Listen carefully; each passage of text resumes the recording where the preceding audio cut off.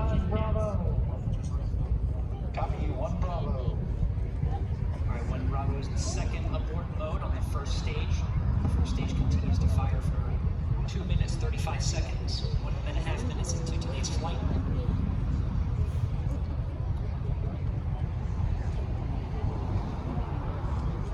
Okay, there's stage separation, and in 3 seconds we see the second stage ignite.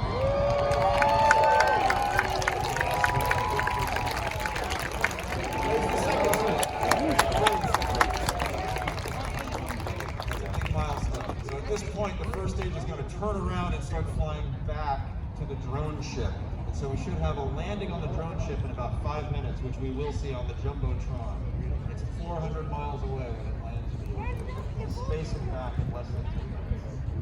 About 20-some seconds, we're going to have 3 major milestones. We're going to shut down the 9-row engines, beginning to throttle them down. We will then get stage separation, and then we will get ignition of the second stage engine. Okay, we see that exhaust gas lighting up because the rocket is flying into daylight. So this is the most spectacular thing. It's called twilight effect. This is rare. We don't always see this. So take some pictures. This is once in a lifetime for a lot of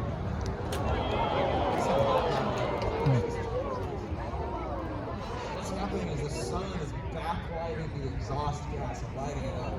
And we're actually seeing puffs of gas from the payload fairing. The nose cone of the rocket is maneuvering down so it can make a soft landing using the parachutes. So you see the puffs of gas behind the rocket. That is the nose cone.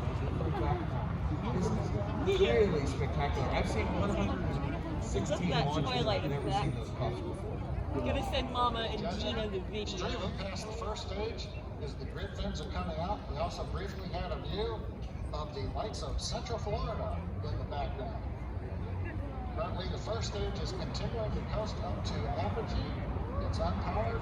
It'll reach a peak height and then begin to descend back down toward the Earth's atmosphere, where we'll light 3 engines to slow down in preparation for what will be a landing burn on the drone ship in the Atlantic Ocean. You can see the grid fins are deployed right now. The first stage.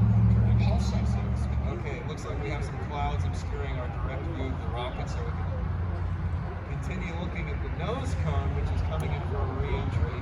That nose cone will be reused with another launch later on. And actually, excuse me, I believe the puffs were from the first stage, not the nose cone. I think I misspoke. The adrenaline's getting the best of me. That is the first stage that we saw puffing back behind the rocket. And we get beautiful views of those puffs on the Jumbotron as well. The puffs are made by cold gas thrusters. And we can see that first stage coming back down now. It's very rare that we see the first stage at this point. Like I said, it's my 116th launch, and I've never been able to see the first stage at night during this. We're seeing both the first and second stages now. This is phenomenal, seriously.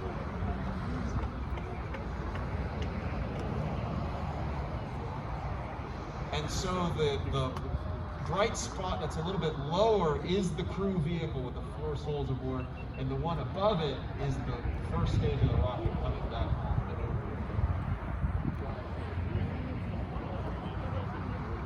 Getting good views of both the first and second stage from the onboard cameras.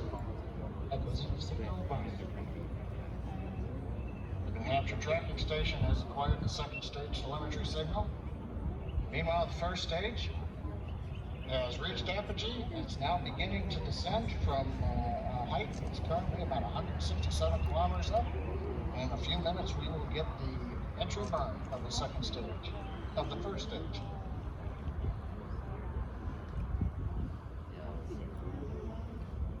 So good questions from the young people up front. So the astronauts are in that lower bright spot. And the first stage of the rocket, which is flying to the ship to land, it was that upper bright spot that just went through the cloud there. And we see this view on the Jumbotron as well.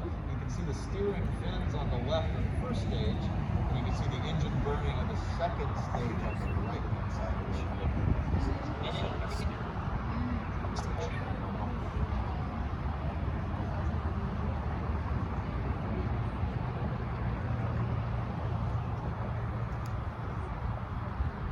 Stage 2 continues to climb.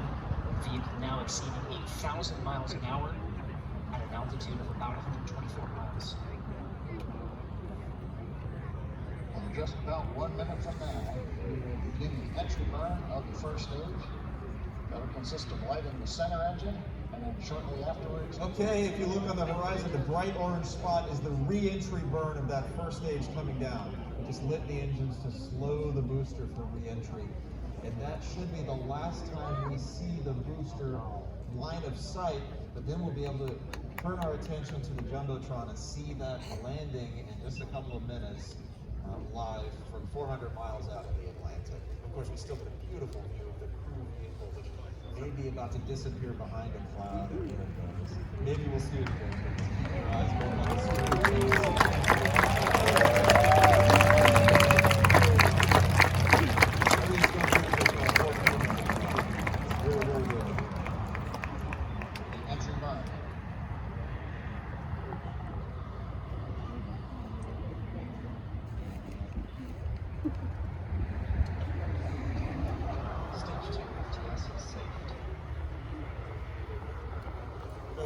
with the delayed video feed, you see the entry burn on the monitor now. That's what we just saw in person. And not long from now, we will see this landing on the drone ship.